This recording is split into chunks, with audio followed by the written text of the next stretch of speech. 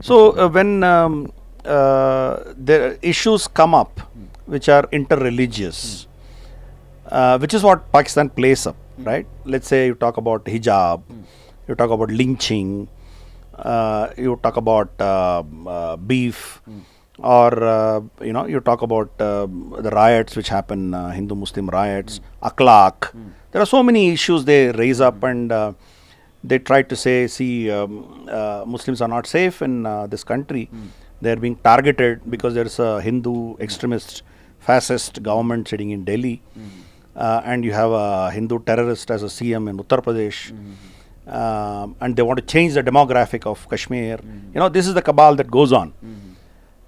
So, as a Muslim, you must have faced these things in front of you. How was your reaction? And, do you think this is something which probably hurts you also of what is happening? Or do you see that it's one narrative, it's a one-sided narrative, but probably the other part of the story is not spoken about?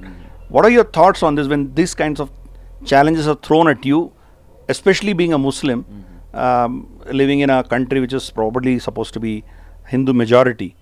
That's the narrative Pakistan gives, right? Well, this is a very important question, because I get these questions when I am in my campaigns in Kashmir as well.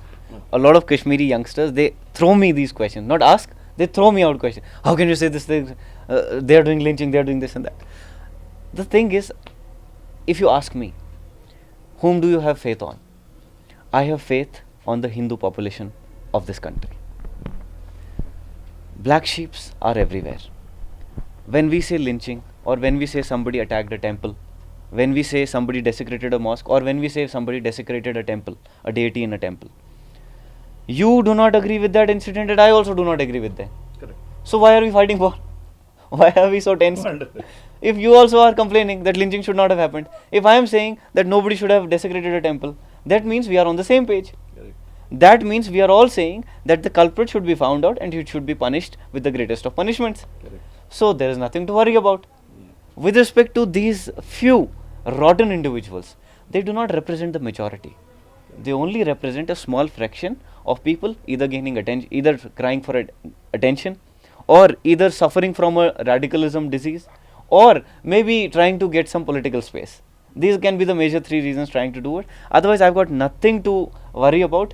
I have put my faith 100% on the Hindus of this country, that whenever a problem comes in, they'll be at my rescue. In fact, when it happened also, I still remember, there were some incidents in Delhi and lynching had happened in UP, and I could constantly see people, Hindu women, Hindu men, Hindu youngsters, Sikh youngsters, Christian youngsters saying that whoever Muslim is in my neighborhood, if he is feeling afraid, he can come and settle down in my home for the couple of days. Wow. So that is representative of unity in diversity, which we all are part of. Wonderful. So I've got nothing to worry about, and all those people who are worried about it, my same message to you is, you can be 100%, you can have 100% faith on the Hindus of this country. Whenever these 0.1% people try to hurt you, 99.9% will be there to save you. Nothing. I hope Sir. this message reaches Amir Khan and The total cabal. You have explained beautifully about this religious intolerance kind of fake propaganda. So apart from this, one thing I want to add on is, what has created this propaganda? Since I'm a computer engineer, Yes, so yes. I Go look ahead. at it that way. Yes. Algorithms. Yeah, interesting. When you see one kind of video once, twice or thrice, your social media feeds automatically gives you a digital personality and starts bombarding you with that relevant videos. Only those videos. So if I'm a Muslim and I have seen lynching videos 2-3 times, it'll keep on bombarding me with those videos repeatedly. So I'll automatically have that fear कि कहीं ये हर जगह तो नहीं हो रहा है.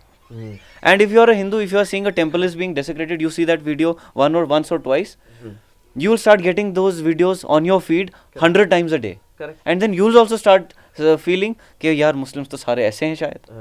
So I am blaming partly to the propagandists and partly to this digital algorithms which have created this disorder in our society. And we need to find out certain ways to cure this disease These as well. people are using those algorithm in a proper And way. when I'm in Kashmir, I say this one particular thing. Aghlaq may have died once in UP, but he has died 1 lakh times on my social media.